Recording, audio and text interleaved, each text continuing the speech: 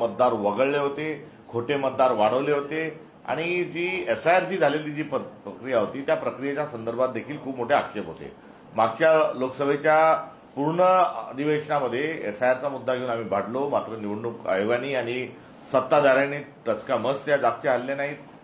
Supreme कोर्टातही त्या ठिकाणी प्रकरण गेल्यानंतर कोर्टाचाही निर्णय आला नाही, मात्र कोर्टामध्ये एकंदरीत निवडणूक आयोगाचे वाभाडे, वोट चोरीचे वाभाडे निघलेले आहेत. या पार्श्वभूमीवर बिहारच्या निवडणुका ज्या संपन्न झाल्या त्यामध्ये वोट चोरी निश्चित स्वरूपाची ही झालेली आहे आणि वोट चोरीच्या व्यतिरिक्त काय काय त्यांनी केलं, कोणते कोणते मुद्दे होते, हे मुद्दे लवकरच आपल्या सगळ्यांच्या समोर आणण्याचं काम आम्ही जरूर त्या ठिकाणी करू.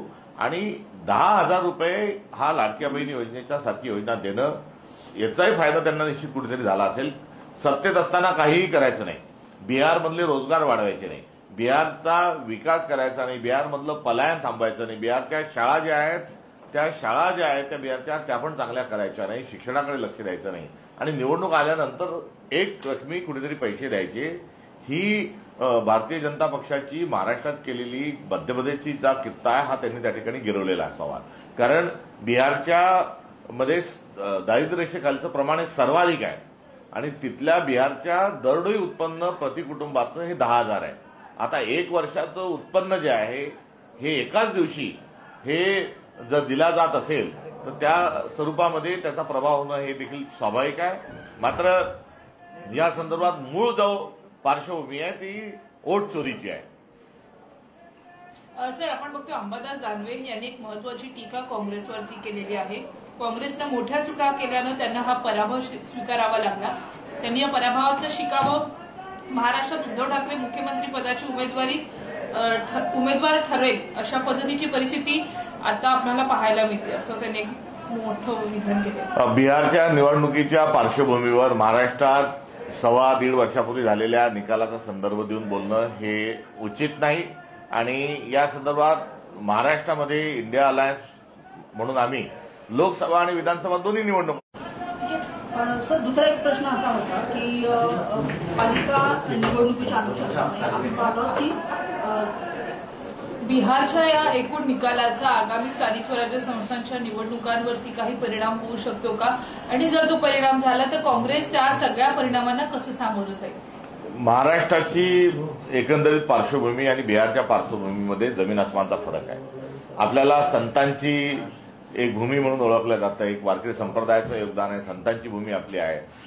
तर शिवशाहू फुले आंबेडकर, गाडगे महाराज, तुकडोजी महाराज हा एकंदरीत आपला असणारा हा सामाजिक वसा आहे आणि त्यानुसार आपला समाज मन, समाजभान हे तयार झालेले आहे. बिहारमध्ये जाती अस्मिता, नरसंहार या गोष्टी स्वातंत्र्यपूर्वीच्या काळापासून चालत असणारी त्यांची एक पार्श्वभूमी आहे. ओबीसी समाजाने जानवं घातलं पाहिजे यासाठी आंदोलन झालेले आहेत.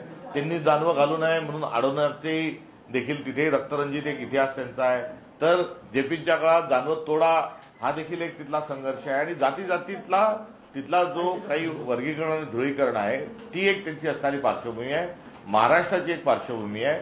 महाराष्ट्राच्या पार्श्वभूमीचा आणि त्याच्यात कुठेही साम्य नसल्यामुळे बिहारच्या कुठच्याही म्हणजे आम्ही निवडून आलो असतो तरी किंवा आता या पार्श्वभूमीवर दोन्ही ठिकाणचे निकाल आणि हे वेगवेगळे राहतील आणि बिहारचा कुठलाही प्रभाव हा महाराष्ट्राच्या समाजकारणावर आणि राजकारणावर होणार नाही असा मला विश्वास आहे. काँग्रेसने वारंवार लावून धरला होता, मात्र तो फार काही बिहारमध्ये चाललेला पाहायला मिळत नाही. गर्दी दिसली मात्र मतांमध्ये असं करून पाहायला मिळत नाही. मतचोरीचाच मुद्दा हा बिहारमध्ये चाललेला आहे आणि गणेश कुमारांचंही अभिनंदन या निमित्तानं करावं असं वाटतं.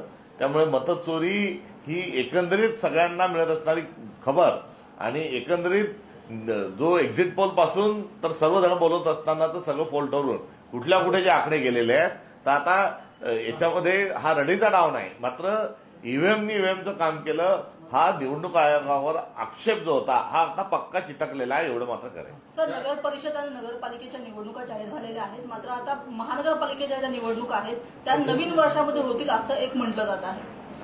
निवडणूक आयोगाच्या सुप्रीम कोर्टाच्या आदेशानुसार या निवडणुका संपन्न होत आहे.